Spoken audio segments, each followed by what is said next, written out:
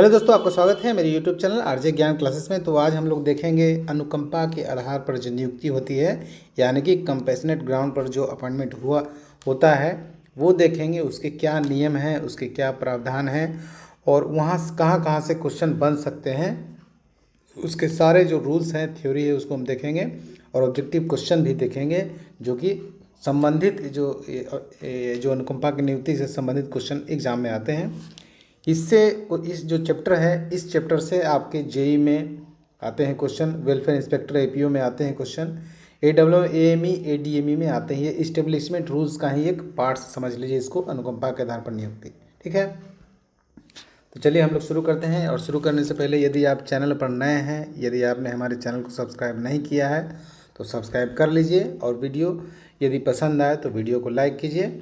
और इससे संबंधित जो डिपार्टमेंटल एग्ज़ाम जो भी होते हैं उनसे संबंधित मैं वीडियो लाते रहता हूं। हमारे यहाँ टेस्ट सीरीज़ भी चलती है, मटेरियल्स भी यहाँ से दिया जाता है थोड़ा सा फ़ी लेकर।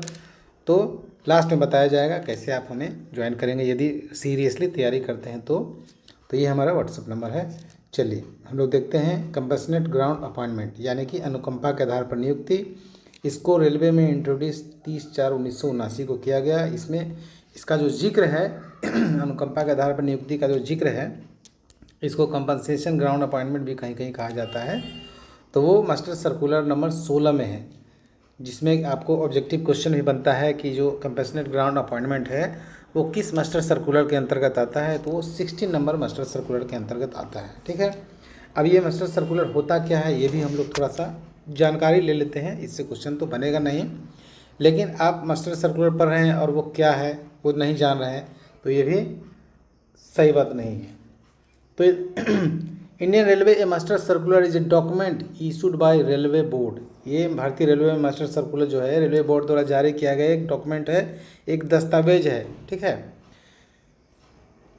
That consolidate all existing instructions and letters. जो वर्तमान में जो निर्देश हैं या पत्र हैं उसके बारे में उसमें बताया जाता है। Railway board and particular subject, जो कि रेलवे से लेके रेलवे में या उसके से संबंधित कोई सब्जेक्ट है उसके बारे में बताया जाता है।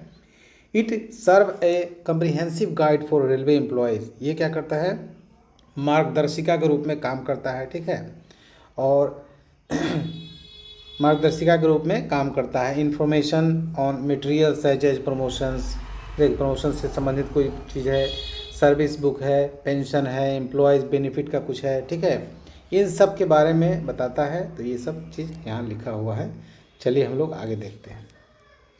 पहले देखते हैं compassionate ground should not be claimed as a matter of right. जैसे कि लीव रूल्स में हमने आपको बताया था, पढ़ाया था कि leave rules is not a matter of right. जैसे कि छुट्टी का भी आप दावा नहीं कर सकते हैं किसी कारणवश।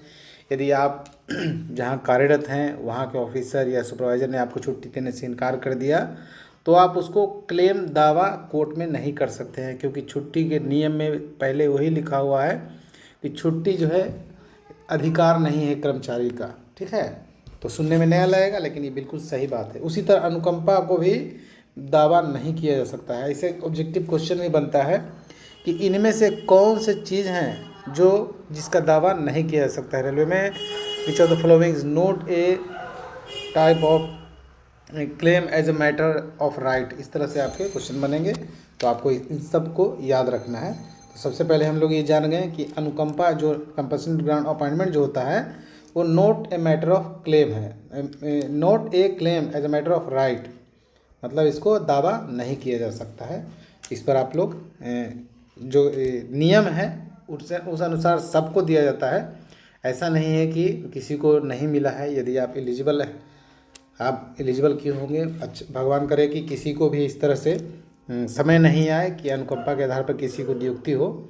लेकिन यदि किसी प्रकार की कैजुअलिटी हो जाती है, मृत्यु हो जाती है या शरीर अपंग हो जाता है तो उस स्थिति में दिया जाता है। तो जो उसके लिए एलिजिबल होगा उसको ये दिया ही जाता है। लेकिन ये रूल है, तो रूल भी हम लोगों को जानना है।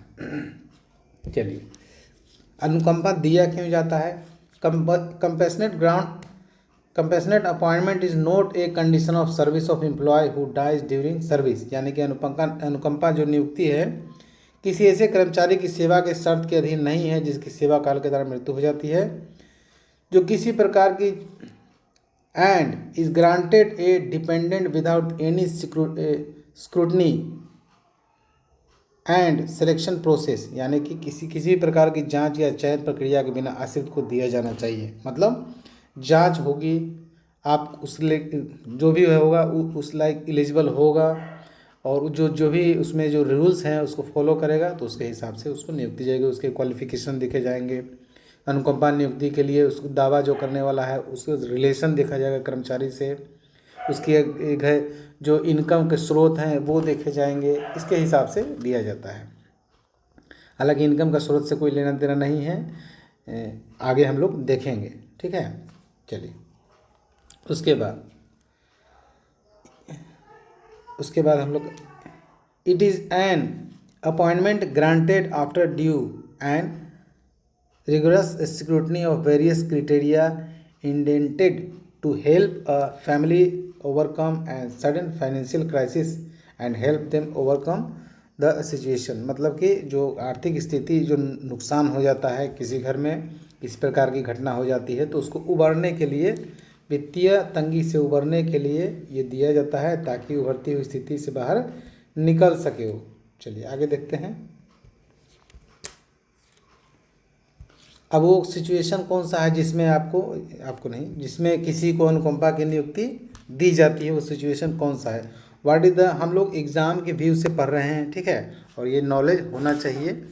और एग्ज़ाम में यहाँ से क्वेश्चन आता है तो हम लोग पूरे नियम को बारीकी से देखेंगे। सभी जो पॉइंट बनाए गए हैं इसमें लगभग 40 प्लस पॉइंट बनाए गए हैं, वो सारे इंपॉर्टेंट हैं और वहाँ से ही क्वेश्चन बनते हैं। अगर सारे पॉइंट पढ़ लेंगे तो ऑब्जेक्टिव पढ़ने की आपको आवश्यकता नहीं न के बराबर है, लेकिन फिर भी घुमा फिरा के क्वेश्चन आपसे पूछा जाता है, उसके लिए ऑब्जेक्टिव क्वेश्चन भी रखा गया है। What is the circumstances under the compassionate ground can be granted, यानी कि वे परिस्थितियाँ कौन सी है जिसमें कंपेशनेट ग्राउंड में नियुक्तियाँ दी जाती है। चलिए देखते हैं। पहला है सिचुएशन क्या है। देयर आर फॉर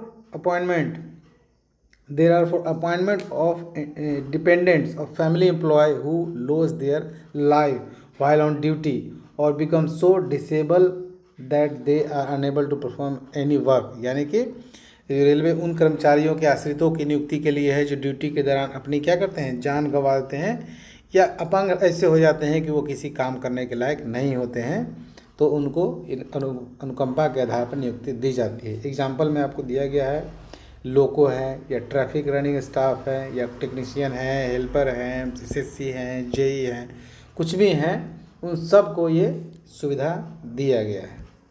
तो आपने जान लिया कि किसी प्रकार की कैजुअलिटी मृत्यु हो जाती है, ठीक है, या अपंग हो जाते हैं कि शरीर में किसी प्रकार के काम को नहीं कर पाते हैं, तो ऐसी स्थिति में भी जीवित रहते हुए भी अनुकंपा की नियुक्ति दी जाती है।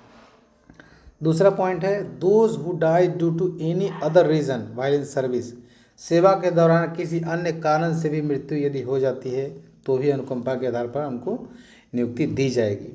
उसके बाद अगला है those who become immediately disabled declassified, यानी कि जो मेडिकल रूप से, चिकित्सीय रूप से बिल्कुल अक्षम हो जाते हैं, मतलब किसी काम को करने के लिए नहीं रहते हैं, जैसे पोलियो, लकवा इस तरह से हो गया, या दिमाग जो है माइंड डिस्टर्ब हो गया, ठीक है, या बहुत ज़्यादा बीमार हो गए, उठ नहीं सकते हैं, कमज़ोर हो गया, कमर टूट गया, कुछ भी हो गया, तो ऐसे कंडीशन में भी अनुकंपा की नियुक्ति दी जाती है। तो ये सब हम लोग परिस्थितियाँ देख रहे हैं कि किस कंडीशन में अनुकंपा नियुक्ति दी जाती है। अगला पॉइंट है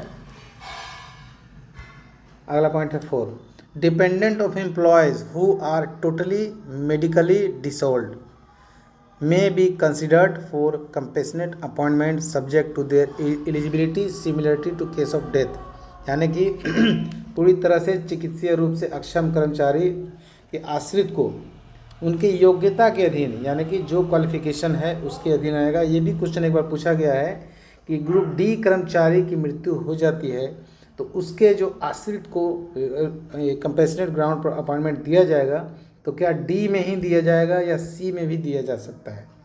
बी तक तो दिया नहीं जाता है, सी में लास्ट अपॉइंटमेंट होता है अनुकंपा के आधार पर। एसएससी तक का अनुकंपा दिया जाता है, वो जीएम पावर होता है, जीएम का, ठीक है। एसएससी के पद तक अनुकंपा की नियुक्ति दी जाती है। नॉर्मली एसएससी पोस्ट के लिए मना कर दिया जाता है, लेकिन उन्होंने बहुत ही अच्छा यूनिवर्सिटी से या बीटेक किया है या कॉलेज से बीटेक किया है और फर्स्ट रैंक है, तो उस स्थिति में इनको एसएससी की नियुक्ति दी जाती है। आगे हम लोग रूल में पढ़ेंगे। तो उनकी योग्यता क्या थी, तो इसका हम लोग जवाब क्या देखेंगे, डी है या सी है, कुछ भी है, सी ग्रुप में भी नियुक्ति दी जा सकती है। इसका इस तरह से आंसर होगा। एक क्वेश्चन किसी डिवीज़न के किसी क्वेश्चन में ये आंसर आया हुआ था, क्योंकि टेस्ट सीरीज हम चलाते हैं और अब तक हमारा जब तक ये टेस्ट ये वीडियो बना रहे हैं, क्योंकि बाद में वीडियो भी देखे जाएंगे 2 साल बाद भी, 1 साल बाद भी, तो वीडियो बना रहा है। ये महीना है नवंबर 2025 का। अब तक नवंबर 2025 में 246 टेस्ट हमारा हो चुका है। तो पूरी तरह से जो चिकित्सा के अक्षम हो जाएंगे तो उनकी योग्यता के अधीन, इस पर जोर इसीलिए दिया जा रहा है कि कोई पॉलिटेक्निक कर चुका है या बीटेक कर चुका है, यदि जो जिनके आश्रित जो कर्मचारी की मृत्यु हो गई है, जिस कर्मचारी की मृत्यु हो गई है उसके डिपेंडेंट्स जो इसके लिए एलिजिबल हैं और उन्होंने बीटेक या डिप्लोमा की डिग्री हासिल कर ली है, कर चुके हैं, या 1 साल उसके लिए बचा हुआ भी है, तो उसके लिए भी कुछ रूल बनाए गए हैं। तो उनको जेई का, एसएससी का, टेक्नीशियन का, ये सब का पोस्ट दिया जाता है। यदि आईटीआई कर चुका है तो उसको दिया जाता है। यदि आईटीआई नहीं कर चुका है और टेक्नीशियन ज्वाइन करना चाहता है तो 2 साल का उसको ट्रेनिंग दिया जाता है। उसके बाद पहले 3 साल था, अब 2 साल हो गया है। ये भी क्वेश्चन पूछा गया है, ध्यान रखिएगा। तो इस तरह से है। तो हम लोग क्या समझे इससे कि योग्यता के अधीन मृत्यु के मामले में ठीक है, चलिए आगे देखते हैं हम लोग इसमें क्या लिखा हुआ है। आगे लिखा हुआ है, subject to the eligibility similar to case of death in case where the employee is totally disabled and unable to continue in any post, यानी कि जो कर्मचारी है पूरी तरह से चिकित्सीय रूप से अक्षम हो गया है, किसी काम को नहीं कर सकता है, ड्यू टू मेडिकल कंडीशन ही में permitted to option for retirement, वो उनको रिटायरमेंट का भी ऑप्शन मिलेगा और अनुकंपा की नियुक्ति भी दी जाएगी। चलिए आगे देखते हैं पॉइंट नंबर 5। ये कोई रूल नंबर नहीं है, ये मास्टर सर्कुलर का हम जो इम्पोर्टेंट था, जितने भी कम भी इम्पोर्टेंट थे उनको भी और जो ज़्यादा इम्पोर्टेंट थे उनको भी रखा गया है इसमें मटेरियल में जो बनाया गया है, और बहुत मेहनत से बनाया गया है। जिनको भी लेना है मटेरियल, जो भी यहाँ जुड़े हुए हैं, उसको शेयर नहीं कीजिएगा, क्योंकि इस कंपटीशन आपके दोस्तों से ही होता है और दोस्तों में ऐसे बांटेंगे तो रिजल्ट नहीं होगा, ध्यान रखिएगा। If a railway employ goes missing, आप देखिए एक मिसिंग का भी केस आता है, किसी प्रकार से कोई रेलवे कर्मचारी मिसिंग हो गया, ठीक है, नहीं मिल रहा है, तो उसमें भी कुछ टाइम पाबंद रूल के हिसाब से अनुकंपा का नियुक्ति दी जाती है। If railway employees goes missing the case may be considered after at least 2 years have passed from the date of disappearance provided an FIR, यानी कि यदि कोई कर्मचारी लापता हो जाता है और लापता जिस दिन हुआ है लापता होगा तो FIR होगा, और FIR के डेट से 2 वर्ष बीत जाने के बाद जो है कंपेशनल ग्राउंड के लिए विचार किया जा सकता है। लेकिन उसमें भी कंडीशन रखा गया है। कंडीशन क्या है, कंडीशन रखा गया है कि लापता व्यक्ति का पता नहीं चल पाया हो, ठीक है, पता नहीं चल पाया हो, ठीक है, साथ ही सक्षम प्राधिकारी को लगे कि वास्तव में जो मिसिंग एम्प्लॉय है वो रियल में मिसिंग है। ऐसे कंडीशन में कंपेशनल ग्राउंड का जो है उस पर विचार किया जा सकता है। इस पर थोड़ा सा ज़्यादा आपको ध्यान देना होगा। यहाँ से क्वेश्चन आते हैं, this benefit will not apply to railway employ who, ऐसे रेल कर्मचारी पर यह नियम लागू नहीं है जो क्या है, has less than 2 years remaining of retirement on the date of disappearance, मतलब लापता होने के बाद उनको सिर्फ 2 साल का ही सर्विस बचा हुआ न हो, ठीक है। ऐसा नियम इसलिए लगाया गया है कि जिसका 2 साल सर्विस बचा रहेगा वो लापता हो जाएगा और उसके बाद किसी और को नौकरी हो जाएगी, फिर पता नहीं कहाँ से टपक पड़ेगा जब तक उसका रिटायरमेंट का डेट आ जाएगा, ठीक है। तो इसलिए उसका जो सेवानिवृत्ति है होने में 2 वर्ष से कम समय बचा हो, उसके बाद is suspected for committing fraud, joining a terrorist organisation और ज्वाइनिंग अब्रॉड, मतलब जिस पर धोखाधड़ी करने, किसी आतंकवादी संगठन में शामिल होने या विदेश जाने का डाउट हो, तो ऐसे कंडीशन में ये मिसिंग केस में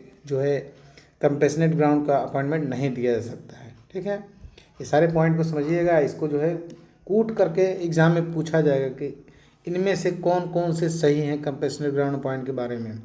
पहला लिखा हुआ रहेगा कि लापता कर्मचारी की सर्विस यदि 3 साल बची हो तो उनको नहीं दी जा सकती है, लेकिन यहाँ कितना है, 2 ही साल है, तो ये सब भी ध्यान रखना है।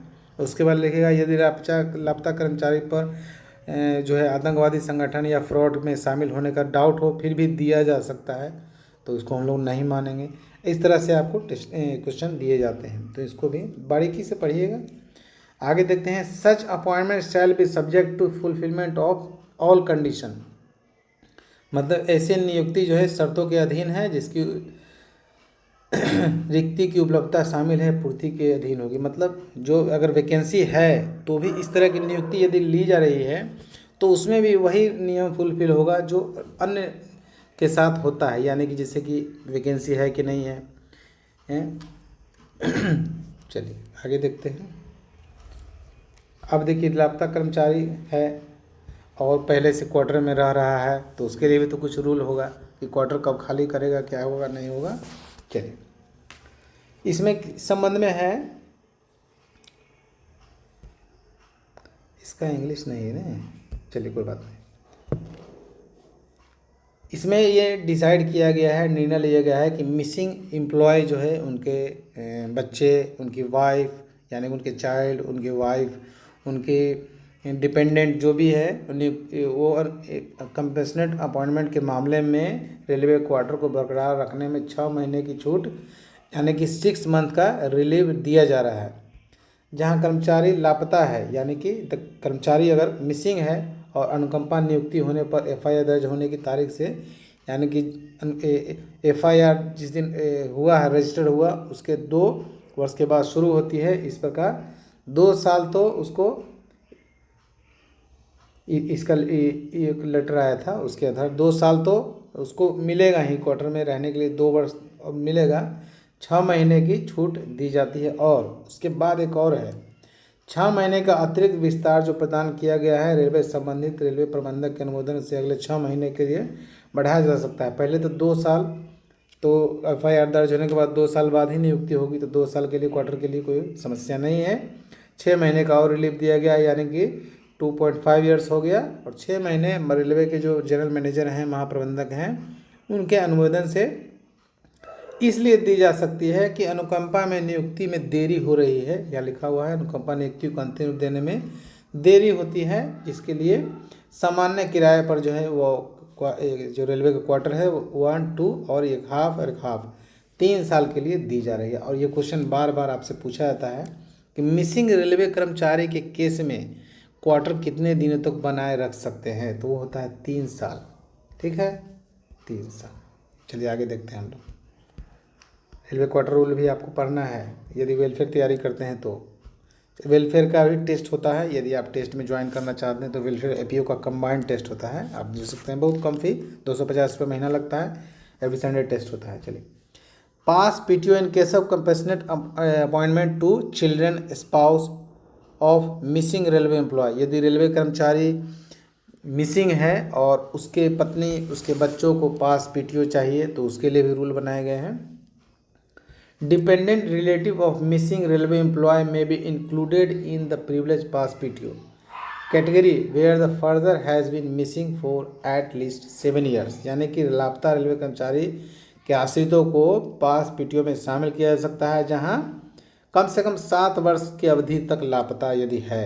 ठीक है, 7 वर्ष इसमें हो जाता है। आपने सुना होगा, क्वेश्चन भी ये आ चुका है, कभी सोचे हैं कि कभी 3 साल हो जाता है, कभी 7 साल हो जाता है। इसका आंसर ऐसा क्यों होता है, तो ये पास पीटीओ केस में 7 साल का लगाया गया है। सामान्य परिस्थितियों में वाहनों को भी पास पीटीओ दिए जा सकते हैं, हालांकि पहले अंग्रेजी पढ़ लेते हैं ना। सिस्टर में भी ऑल्सो ग्रांटेड पास पीटीओ अंडर सिमिलर सर्कमस्टांसेस, माने सामान्य जो परिस्थिति में सिस्टर को दिया जा सकता है। However an affidavit regarding the period of the person disappearance, मतलब जो लापता कर्मचारी है उसके मिसिंग होने की जो अवधि है उसके बारे में एक एफिडेविट दिया जाएगा, कोर्ट से बनाया जाएगा affidavit. Duly attested bye magistrate is required, जो मजिस्ट्रेट के जो है ना सत्यापित होगा, ये क्या बोलते हैं उसको, अटेस्टेड होगा। ठीक है, चलिए अगला पॉइंट है सीधी भर्ती वाले प्रशिक्षु की मृत्यु, चिकित्सा अक्षमता, नियमित और मूल पद आरआरबी के मामले में जहां भर्ती किए गए कर्मचारी कार्यरत पद पर नियमितीकरण के लिए निर्धारित अनिवार्य प्रशिक्षण पूरा करने से पहले मृत्यु हो जाती है, इससे प्रशिक्षित कर्मचारी की पत्नी। अच्छा, कोई ऐसे रेलवे कर्मचारी हैं जो ट्रेनिंग पीरियड में ही है, ज्वाइनिंग तो किए हैं, ठीक है, लेकिन ज्वाइनिंग के बाद ट्रेनिंग भी होता है, तो ट्रेनिंग पीरियड में है और ट्रेनिंग पीरियड में यदि किसी प्रकार के प्रशिक्षु की मृत्यु हो जाती है तो भी वो सीजी अपॉइंटमेंट के लिए विचार हेतु पात्र होगा। हालांकि इसके लिए महाप्रबंधक के व्यक्तिगत अनुमोदन की आवश्यकता होगी, यानी कि मेडिकल जो जनरल मैनेजर होंगे उनके जो व्यक्तिगत अनुमोदन उनको देना होगा। आगे देखते हैं death medical capacity direct recruitment training, वही लिखा हुआ है कि ट्रेनिंग यदि इन case of appointment made on regular and substantive post through RRB RRC, यानी कि आरआरबी आरआरसी के तहत यदि रेगुलर मतलब कि ट्रेनिंग के बाद तो रेगुलर ही हो जाता है, तो रेगुलर अगर अपॉइंटमेंट लिया जाता है और where the recruit dies before completing the mandatory training, यानी कि ट्रेनिंग से पहले उनकी मृत्यु हो जाती है तो regulation for regularization in allotted working post the spouse such a training employee will be eligible for CG appointment के लिए एलिजिबल होंगे, ये लिखा हुआ है। आगे देखते हैं 9 number the spouse of deceased employ who dependent was appointed on compassionate ground, यानी कि मृतक कर्मचारी के पति पत्नी जिनके आश्रितों को अनुकंपा के आधार पर नियुक्त किया गया है। चलिए पहले इसको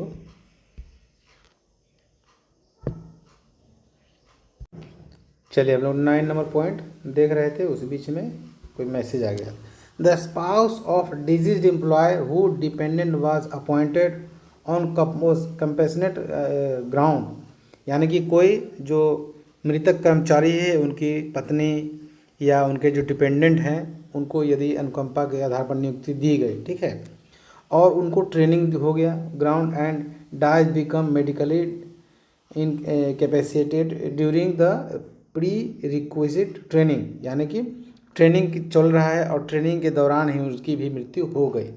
मे be permitted to nominated other dependent himself of widow wife, यानी कि उसके बाद यदि उसके फिर से इसको समझते हैं हम लोग कि यदि रेलवे कर्मचारी जिनकी मृत्यु हो गई और उनकी मृत्यु के बाद उनके आश्रित को अनुकंपा के आधार पर नियुक्त किया गया, उनके आश्रित ट्रेनिंग कर रहे थे लेकिन ट्रेनिंग के दौरान उनकी भी मृत्यु हो गई, तो किसी अन्य आश्रित को भी जो है ना अनुकंपा के आधार पर नियुक्ति के लिए नामित किया जा सकता है। ये हो गया शॉर्टकट में और अच्छा से आप समझ भी गए। आगे देखते हैं if married the widow wife of disease immediately incapacitated CGA training में भी कंसिडर्ड फॉर सीजीए, यानी कि विवाहित है, यदि विवाहित है तो मृतक चिकित्सक रूप से अक्षम सीजीए प्रशिक्षु के लिए विधवा पत्नी को सीजीए के लिए विवाहित किया जा सकता है। यदि मरने वाला कर्मचारी अगर विवाहित है तो पत्नी को या विधवा को, वही पत्नी तो विधवा ही हुई, तो उनको नामित किया जा सकता है। यदि अनमैरिड है तो क्या करेंगे, देखिए If unmarried and other dependent of the employee may be considered for CGA, यदि अविवाहित है तो कर्मचारी के किसी अन्य आश्रित को सीजीए के लिए विचार किया जा सकता है। ऐसा नहीं कि अनमैरिड है तो किसी और को नहीं मिलेगा। आगे देखते हैं point number 10 in case where में इसमें फ्रॉड भी होता है, ठीक है। In case where malingering in established and railway servant is declared unfit for all post in term of पारा इतना 502 का 2 ऑफ मेडिकल मैनुअल में, यानी कि इसी में बहाना करते हैं ना, बहाना करते हैं कि भाई कि मतलब बिल्कुल असमर्थ हैं काम करने में, और यदि मेडिकल द्वारा ये सिद्ध हो जाता है कि बहाना कर रहे हैं, मिलगिरिंग का मतलब हो गया बहाना, ठीक है, तो उनको किसी भी पद पर के लिए अयोग्य घोषित किया जा सकता है, ठीक है, उसको क्या किया जा सकता है, अनफिट फॉर ऑल पोस्ट, जो कि पारा 502 का 2 में 512 का 2 में लिखा हुआ है। ये भी जानबूझ के लगा है कि बहुत लोग ऐसे भी हैं। चलिए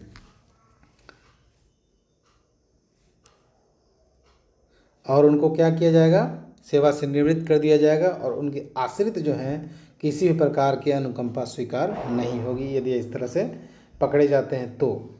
आगे देखते हैं, son daughter widowers of employee are eligible for appointment on compassionate ground in circumstances where the widow can not take up the job and other sons daughter are minors, यानी कर्मचारी के पुत्र पुत्री विधवा विधुर का मतलब जिनकी पत्नी रेल कर्मचारी में है उनकी मृत्यु हो जाती है, उन परिस्थितियों में अनुकंपा के आधार पर नियुक्ति के पात्र हैं जहां विधवा नौकरी नहीं कर रही है, विधवा नौकरी नहीं कर सकती है, तो पुत्र पुत्रियां नाबालिग हैं, ठीक है, तो मामला लंबित रखा जा सकता है जब तक कि बच्चा पहला पुत्र वयस्क न हो जाए, अर्थात 18 वर्ष की आयु प्राप्त न कर ले।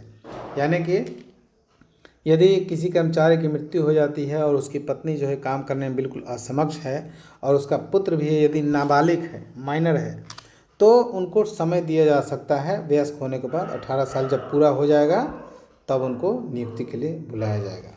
ये भी नियम है। आगे देखते, अगला पॉइंट है 12 नंबर, वो हम लोग देखते हैं, where the widow can not hold employment the railway में keep the case of compassionate appointment open to the all minor sons can be considered for appointment, यानी कि जहाँ विधवा नौकरी नहीं कर सकती है वहाँ रेलवे के अनुकंपा के आधार पर नियुक्ति का मामला खुला रख सकता है, हालांकि नाबालिग बेटे के वयस्क होने पर उसकी नियुक्ति पर विचार किया जाएगा। भले ही अनुकंपा नियुक्ति की अनुमति देने वाले घटना के समय एक बेटी वयस्क हो चुकी हो या एक बेटा वयस्क हो, पहले से ही नौकरी कर रहा हो या निम्नलिखित शर्तों के अधीन होगा। यानी कि यदि माइनर चाइल्ड है, ठीक है, और बेटी तो है वयस्क लेकिन वो बेटा को ही आगे करना चाहते हैं, बेटा यदि वयस्क है तो पहले से नौकरी कर रहा है, तो जो नौकरी नहीं कर रहा है उसको दिया जाएगा, तो उसके लिए आपको जो ये जो नियुक्ति का मामला है वो खुला रखा जा सकता है। The minor child son to be appointment shall attain majority within the period of 5 years from the date of death, यानी कि नियुक्ति किया जाने वाला नाबालिग बेटा मृत्यु की घटना के 5 वर्ष के भीतर वयस्क हो जाएगा, ठीक है। उसके बाद which is the basic of compassionate appointment, जो कि अनुकंपा के आधार पर नियुक्ति का आधार है, वो 5 साल के जो है ना दरमियान वयस्क हो जाएगा। उसके बाद where there are more than 1 minor sons only the eldest minor son should be considered for appointment, यानी कि जहाँ एक से अधिक नाबालिग बेटे हैं वहाँ केवल सबसे बड़े नाबालिग बेटे की नियुक्ति पर विचार किया जाना चाहिए, न कि किसी अन्य नाबालिग बेटे पर, ठीक है, जो बड़ा होगा उसी पर विचार किया जाना चाहिए। आगे है, furthermore in such case the competent authority must be satisfied about the genuineness, यानी कि जो सच्चाई है ऑफ द विडोज रिक्वेस्ट, और if there is no surviving widow in the family, यानी कि इसके अतिरिक्त किसी मामले में सक्षम प्राधिकारी जो हैं कि विधवा के अनुरोध की सत्यता के बारे में जो है जांच से संतुष्ट होना चाहिए। परिवार की कोई जीवित विधवा नहीं है तो नियुक्ति किसी नाबालिग पुत्र जब वयस्क हो जाए तो दी जानी चाहिए, न कि किसी पुत्र या पहले से ही बालिग कार्य पुत्र को, यानी कि जो ऑलरेडी मतलब कि वयस्क जो पुत्र होगा तब तक रुकना चाहिए और उसके बाद उसको नियुक्ति देना चाहिए। ऑलरेडी जो एडल्ट हैं डॉटर और ऑलरेडी एम्प्लॉय एडल्ट सन, तो उनको नहीं दिया जाना चाहिए, किसी भी नाबालिग पुत्र को दिया जाना चाहिए, न कि किसी पुत्री या पहले से ही बालिग कार्यरत पुत्र को, यानी कि जो काम कर रहा जॉब में होगा उसको।